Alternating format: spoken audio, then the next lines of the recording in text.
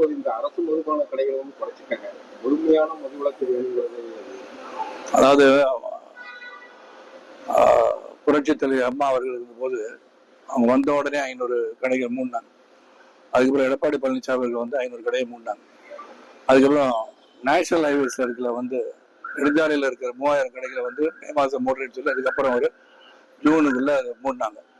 அதுக்கப்புறம் ஸ்டாலின் அவர்கள் ஆட்சியில் ஒரு 500 கடை மூடினாங்க. இதெல்லாம் மூணு இவர் வந்தவொடனே 500 கடை மூணு இதுதான் முதல் தடவை யாரோ பண்ற மாதிரி ஒரு கருத்தை பரப்புறாங்க. அது உண்மைக்கு புறமான செய்தி. எல்லாரும் வந்த பிறகு பண்ணியிருக்காங்க. ஆனா இவங்க வந்து முழுமையா அதை பண்ணிடலாம்.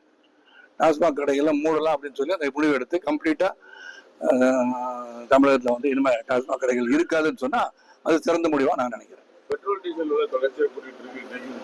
இது வந்து தவிர்க்க முடியாத ஒன்று என்று ஏற்கனவே பல நாடுகள் வந்து இதை பத்தி பேசியிருக்கோம். ஏன்னா ஹோர்மோஸ் நீர்நிலையில் வந்து கப்பல் போக்குவரத்து வந்து குறைக்கப்பட்டு அது நடக்காத சூழல் வந்து இப்போ வந்து பேரோட விலை ஏறிக்கிட்டே இருக்கு. அப்படி இருக்கும்போது அதை வந்து எந்த இடத்தையும் வந்து இவங்க வந்து ரொம்ப நாளாக கட்டுப்படுத்தி தான் வச்சிருந்தாங்க. ஆனால் இப்போ தவிர்க்க முடியாத காரணத்துக்காக அது செய்ய வேண்டிய சூழல் இருக்கிறது. இதுவும் மாறும். இது வந்து மாறுறதுக்கான வாய்ப்பு வந்து ஏன்னா பல நாடுகளும் கலந்து பேசி இது என்ன பண்ணலாம்னு யோசனை பண்ணிட்டு இருக்காங்க. இது சமநிலை வருவதற்கு போர் நிறுத்தம் நடந்தாலும் அது ஒரு 6-7 மாசம் ஆகும் என்ற உண்மையை நாம் வந்து மனதில் வைத்துக் கொண்டு இதை குற்றம் சாட்டாமல் இது இன்று நடக்கின்ற ஒரு இயல்பு சம்பவமாக தான் எடுத்துக்கொள்ள வேண்டும் நான் கேட்டுக்கிறேன். எனக்கு தெரியலங்க. நான் ஜோசியர் கிடையாது, எனக்கு தெரியாது. இல்ல அந்த ஆட்சி எப்படி நடத்துகிறார்கள் என்று நாம் இருந்து பார்க்க வேண்டும் என்பதுதான் உண்மை.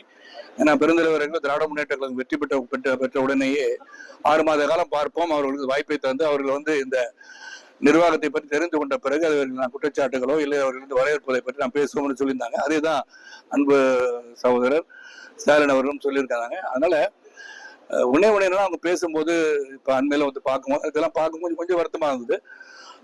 சுற்றுச்சூழல் அமைச்சர் வந்து சுற்றுலாத்துறை அமைச்சர் பேசுறதா வந்து அப்ப ஒன்னும் முடராம இருப்பதா நான் என்ன ஒரே ஒரு அறிவுரைன்னு சொன்னா உங்களுடைய துறை சார்ந்ததை எல்லாம் நீங்கள் வந்து அமர்ந்து பேசி அதன் பிறகு நீங்கள் வந்து பத்திரிகையாளர்கள் சந்திக்கலாம் என்னுடைய கருத்து. ஏன்னா எந்தெந்த துறையில இருக்கீங்க, அந்த துறையில என்ன இருக்கு, என்ன உங்களுடைய அதிகாரம் என்ன செய்ய வேண்டும் என்பதை உணர்ந்த பிறகு நாம் பேசினால் சிறப்பாக இருக்கும் நான் கருத்தை மட்டும் சொல்றேன். இப்போது இந்த அரசு மதுபான கடைகளை வந்து குறைச்சிட்டாங்க. முழுமையான மதுவிலக்கு வேணுங்கிறது. அதாவது புரட்சி தலைவர் அம்மா அவர்கள் இருக்கும்போது அவங்க வந்த உடனே 500 கடைகள் மூடினாங்க. அதுக்கப்புறம் எடப்பாடி பழனிசாமி அவர்கள் வந்து 500 கடையை மூடினாங்க. அதுக்கப்புறம் நேஷனல் ஹைவேஸ் இருக்குல்ல வந்து நெடுஞ்சாலையில் இருக்கிற 3000 கடைகளை வந்து மே மாதம் மூடுறேன்னு சொல்லி அதுக்கப்புறம் ஒரு ஜூனுக்குள்ள மூடினாங்க. அதுக்கப்புறம் ஸ்டாலின் அவர்கள் ஆட்சியில் ஒரு 500 கடை மூடினாங்க.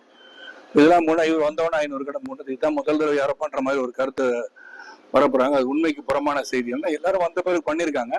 ஆனா இவங்க வந்து முழுமையா அதை பண்ணிடலாம். டாஸ்மாக் கடைகள்லாம் மூடலாம் அப்படின்னு சொல்லி அந்த முடிவு எடுத்து கம்ப்ளீட்டா தமிழகத்துல வந்து இனிமே டாஸ்மாக் கடைகள் இருக்காதுன்னு சொன்னா அது சிறந்த முடிவா நான் நினைக்கிறேன். Petrol diesel